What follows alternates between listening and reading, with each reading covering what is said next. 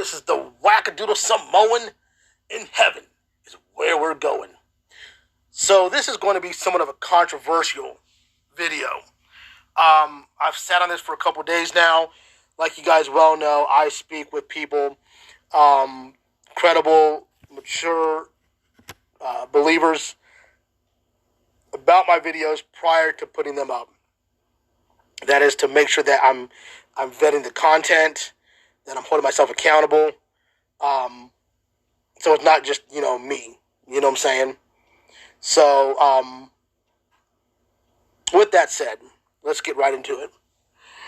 So, what we're looking at here is from timeanddate.com. The moon phase now this is going to be over Jerusalem.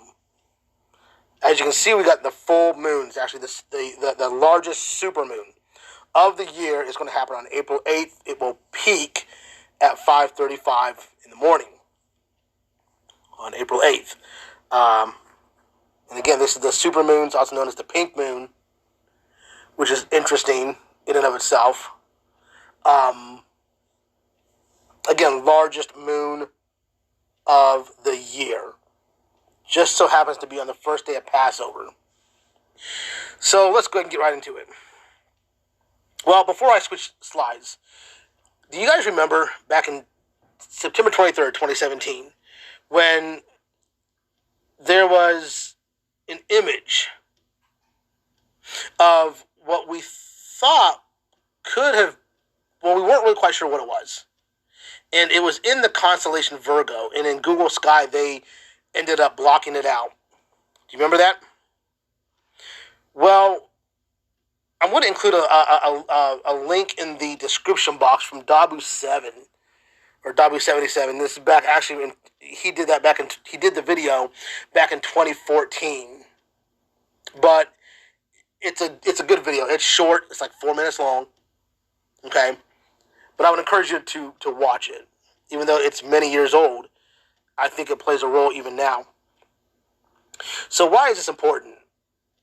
So imagine with me that this massive full moon, the biggest moon this year, imagine it being almost like a spotlight.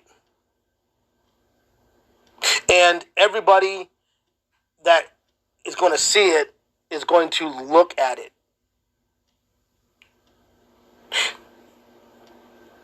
We have here a slide from Stellaria with screenshot. As you can see in the bottom right-hand corner, April 8th. 22:35 is 10:35. That's our time. Okay, so that'd be 5:35 over in Israel. Okay, I'm on the Eastern Standard Time. So as you can see here, we've got the moon, somewhat, really kind of more on her leg. Okay, I have a couple shots of this I want to show you. Here's a better one.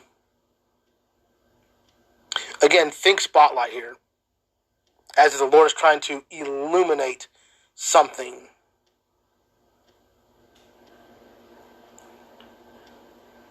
Okay, here's another picture. Again, just kind of different angles here. But this is what I want to get to right here. Right here. Now, granted, it's not in the exact location. I get that. But it's pretty close, guys. Pretty close. In terms of, the fact of the matter is, we have the largest full moon in the, for the year in the constellation Virgo? Really? Where Google Sky, by the way, and if you go there now, it's still that way too. Okay, I'm going to see if I can. Yeah, there we go. If you can see down there on the very bottom, they blacked it out. Okay? Why is that? What is there? What is behind this thing? Here's just the shot itself. Now that big black line over there by Leo, that's where the images have been put together. Okay? But you can see right here where they've covered it. Last I checked, there aren't perfectly black rectangles in space. Almost looks like a door. Anyways. So, this is interesting, guys, because on April 8th,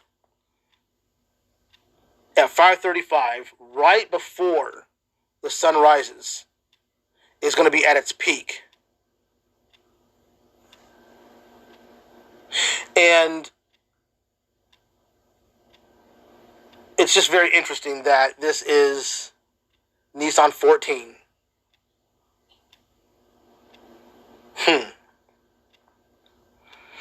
So it poses the question.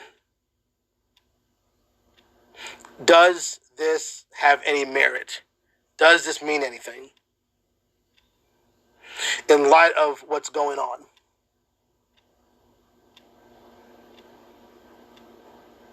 Keep in mind that it was the lamb that was slain, right?